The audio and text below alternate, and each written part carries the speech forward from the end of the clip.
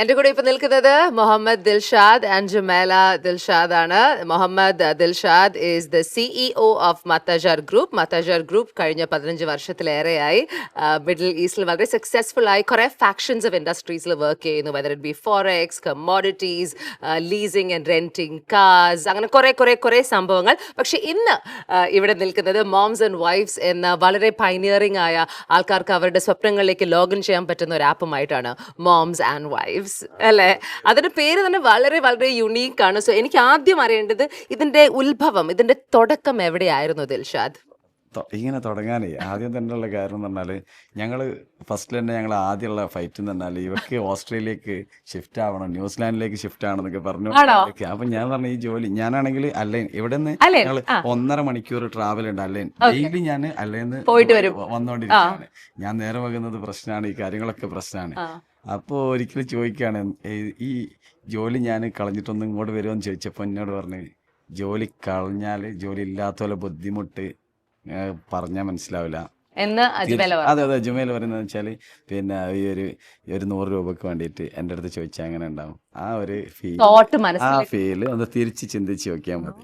അപ്പൊ എന്താ നമുക്ക് ഇതിനെ കുറിച്ച് നമുക്ക് പുതിയ അപ്പൊ ഞാൻ അന്ന് തന്നെ പോയിട്ട് അതെ ഞാൻ റീൽസ് ഇങ്ങനെ ചെയ്യലുണ്ട്. അപ്പൊ ഞാൻ റീൽസിൽ ഫസ്റ്റ് ഒരു വീഡിയോ ചെയ്തു. ഞാൻ സ്ത്രീകളെടുത്തേക്ക് ഞാൻ ഇങ്ങനെ ഒരു സംഗതി തുടങ്ങിയാൽ എങ്ങനെ ഉണ്ടാവുന്ന സ്ത്രീകളോട് ചോദിച്ചു. എന്റെ സോഷ്യൽ മീഡിയ അത് ഏകദേശം 700K 7 ലക്ഷം ആളുകൾ, ചെറിയ ഫോളോവേഴ്സ് ഒന്നും ഇല്ലാത്ത എന്റെ അക്കൗണ്ടിൽ ഇത്രയും ആളുകൾ കണ്ടു. അതിൽ അത്രയും ആളുകൾ കമന്റ് ചെയ്തു നല്ലതായിരിക്കും. അപ്പൊ പിന്നെ നമ്മള് സ്റ്റാർട്ട് ചെയ്യാന്ന് വിചാരിച്ച്.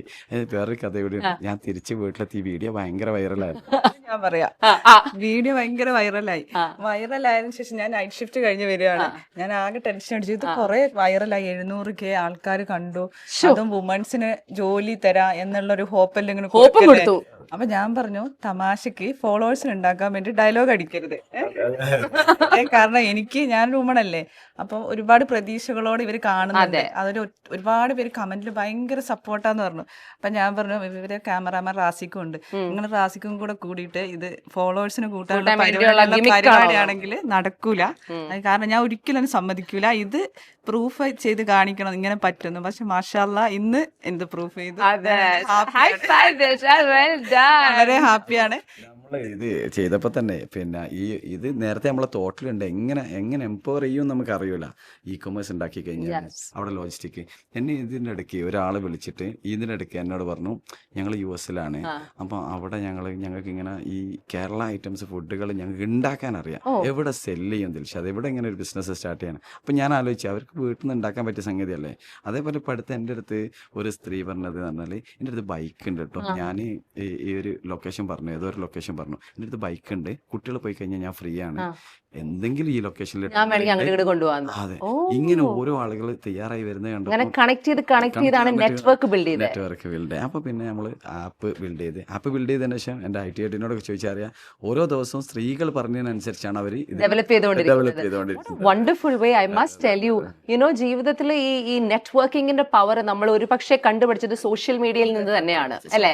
ഈ സോഷ്യൽ മീഡിയയുടെ ഒരു പവർ, ഈ നെറ്റ്വർക്കിംഗ് എത്ര ദൂരെയുള്ള ആൾക്കാരെയും ഇത്ര അടുത്ത് കൊണ്ടുവരും എന്ന ആ ഒരു പവർ പ്രൂവ് ചെയ്തു. ഇപ്പം ഈ ഇ-കൊമേഴ്സ് ആപ്പിലൂടെ, എസ്പെഷ്യലി മോംസ് ആൻഡ് വൈഫ്സ് എന്ന ആപ്പിലൂടെ നിങ്ങൾ ചെയ്യാൻ ഉദ്ദേശിക്കുന്നതും വളരെ നോവലായ സ്ത്രീകളെ എംപവർ ചെയ്യാൻ പോകുന്ന ഒരു കാര്യമാണ്. പക്ഷെ അതിൽ എനിക്ക് ജുമേല പറഞ്ഞ ഒരു കാര്യം ഭയങ്കര ഇമ്പോർട്ടന്റ് ആണ്, ഭയങ്കര റെസ്പോൺസിബിലിറ്റി ഉള്ള ഒരു സാധനം. അതെ, ഭയങ്കര റെസ്പോൺസിബിലിറ്റി ആണ്. കാരണം Instagram, Facebook ഒക്കെ പോലെ ഈ വുമൻസിന് കുറെ ഫോളോവേഴ്സ് വേണം. നമ്മളൊരു പ്രൊഡക്റ്റ് വിൽക്കണമെങ്കിൽ നമുക്കൊരു 100K അത് റീച്ച് പോകണം അല്ലേ. ഇപ്പൊ എനിക്കാണ് എന്നോട് ഒത്തിരി പേര് പറയാറുണ്ട്, സ്റ്റോറി ഇട്ട് തരാമോ, എൻ്റെ ഒരു ഹെന്ന പ്രൊഡക്റ്റ് ആണ്, എൻ്റെ ചെറിയ ക്രാഫ്റ്റ് ആണ്, ഈ മുടിക്കുടുക്കൊക്കെ പിള്ളേരുടെയൊക്കെ ചെയ്യുന്ന വീട്ടിലൊക്കെ നെക്ലേസുകൾ ഒത്തിരി ഉണ്ടാക്കുന്ന വുമൻസ് ഒക്കെ.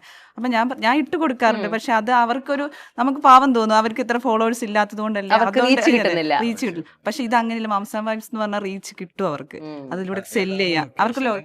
ആ ലൊക്കേഷനിൽ നമ്മൾ റീച്ച് കൊടുക്കാനാണ് വിചാരിക്കുന്നത്. ഇപ്പം ഞാൻ നേരത്തെ പിന്നെ കുറേ പ്രാവശ്യം എൻ്റെ വീഡിയോയിൽ പറഞ്ഞിട്ടുണ്ട്, എല്ലാവർക്കും പുറത്തേക്ക് ഇറങ്ങിയിട്ട് ചെയ്യാൻ കഴിയില്ല. നമ്മൾ ഈ പുറത്ത് കാണുന്ന ഈ ഒരു നമ്മളെ പുറത്ത് കാണുന്ന സ്ത്രീകളൊക്കെ കണക്കുക എത്രയോ 10 മടങ്ങ് ആളുകൾ.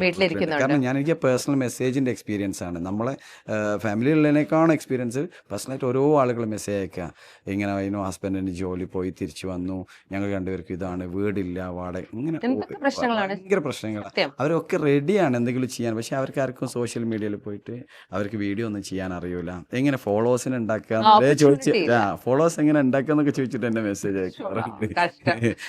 ഈ മോംസ് ആൻഡ് വൈഫ്സിലൂടെ നമ്മൾ ഏറ്റവും കൂടുതൽ ഉദ്ദേശിക്കുന്നത് കൂടുതൽ ഇതിനെക്കുറിച്ച് അറിവില്ലാത്ത, ഓപ്പർച്യൂണിറ്റീസ് ഇല്ലാത്ത ആ സ്ത്രീകൾക്ക് ഒരു മുൻതൂക്കം നൽകിയിട്ട് അമ്മമാര്, അതുപോലെ മക്കള്. അതെന്താ പറയുക, ഇവര് ചെയ്യുന്നത് നമ്മൾ ഏറ്റെടുക്കാൻ തയ്യാറ്. ഇപ്പൊ എന്നെ സംബന്ധിച്ചിടത്തോളം ഞാനൊരു നേഴ്സാണ്.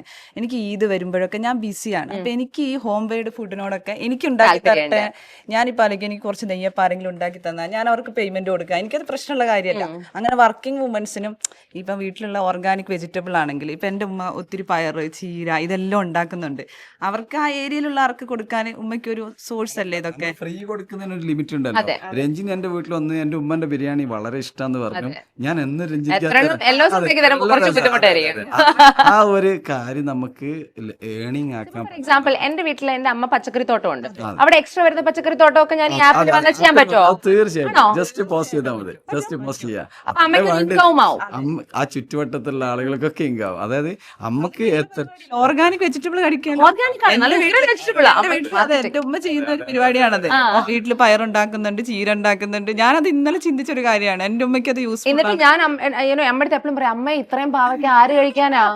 കഴിക്കാൻ എന്തോ പാവയ്ക്ക ഡയബറ്റീസിന് ഏറ്റവും വലിയ അല്ല, പക്ഷെ വീട്ടിലുള്ള ആൾക്കാർക്ക് പറ്റില്ല. നമ്മളത് പുറത്തേക്ക് കൊടുത്താലേ ഓക്കെ. അവർ വാങ്ങാൻ തയ്യാറാണോ? നമ്മൾ പോസ്റ്റ് ചെയ്യുമ്പോഴും അതറിയുള്ളൂ. അപ്പൊ ഞാൻ പറഞ്ഞു, എന്നെ പോലെയുള്ള ജോലി ചെയ്യുന്നവർക്ക് ഇതൊക്കെ എന്താണ് ഒരു യൂസ്ഫുൾ ആയിട്ട് ആവശ്യങ്ങൾ വരും. നമ്മൾ ബിസി ആയി പോകുന്നവർക്ക് അല്ലേ. സോ ഇതിൽ ഏത് ടൈപ്പ് ഓഫ് ആൾക്കും വന്ന് ചേരാം?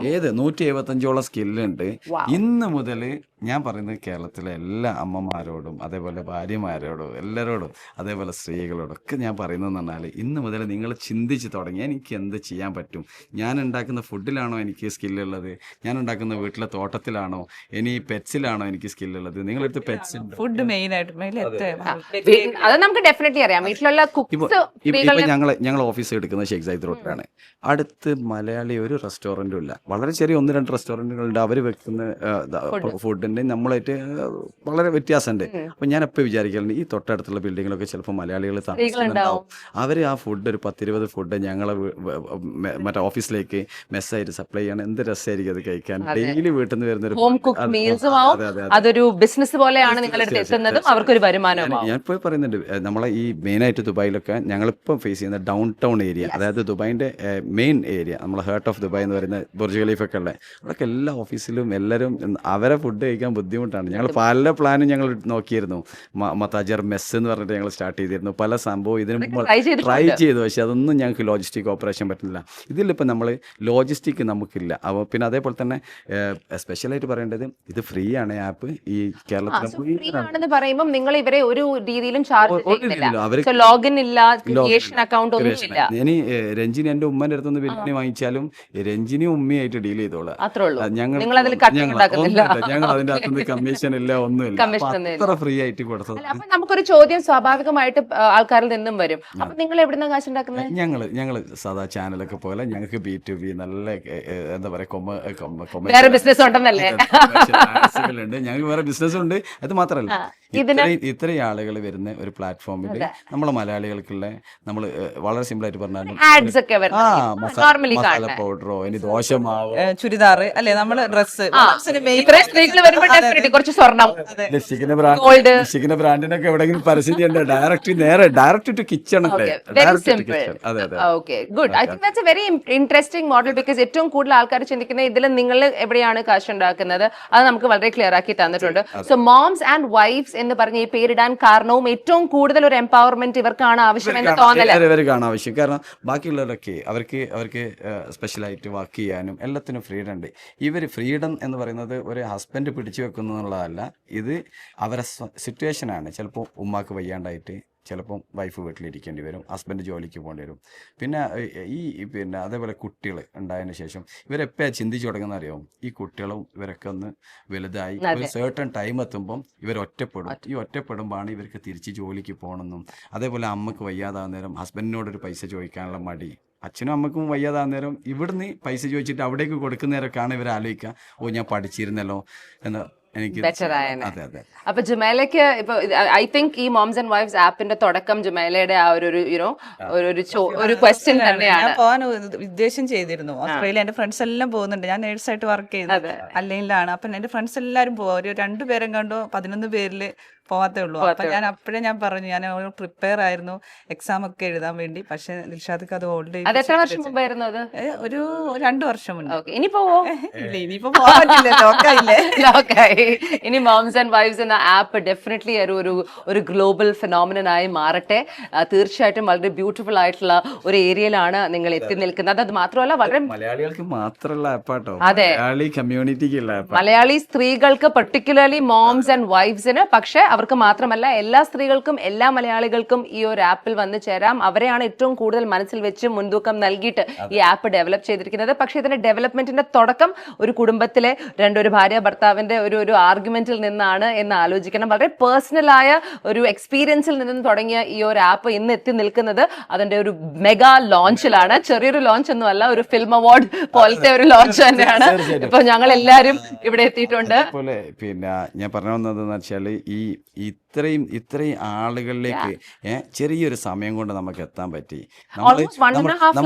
നമ്മൾ പറയല്ലേ മലയാളി പൊളിയാണെന്ന് പറയല്ലേ, മലയാളി പൊളിയാണെന്ന് വീണ്ടും തെളിയിച്ച് നല്ല കാര്യങ്ങൾ കൊടുത്താൽ, അതെ അതെ അതെ ക്വാളിറ്റി അതെ പ്രൊഡ്യൂസ് ചെയ്താൽ മലയാളി അത് അക്സെപ്റ്റ് ചെയ്യാനൊരു മടിയില്ല. അതുപോലെ പ്രശ്നങ്ങളുണ്ടെങ്കിൽ അവർ നമ്മൾക്ക് ഇത് തരുമെങ്കിലും they know how quality works. So I wish you the very best, Dilshad. Let moms and wives be a big success. Jamela, ഇനി എന്തായാലും ഓസ്ട്രേലിയ എന്ന് പറഞ്ഞ സ്വപ്നം വിട്ടുകളയൂ. ദുബായിൽ തന്നെ തമ്പടിച്ച് നമുക്ക് മോംസ് ആൻഡ് വൈഫ്സിന്റെ ലോകം അറിയുന്ന ഒരു ആപ്പ് ആക്കി മാറ്റാം ഇൻഷാല്ലാ. Thank you so much.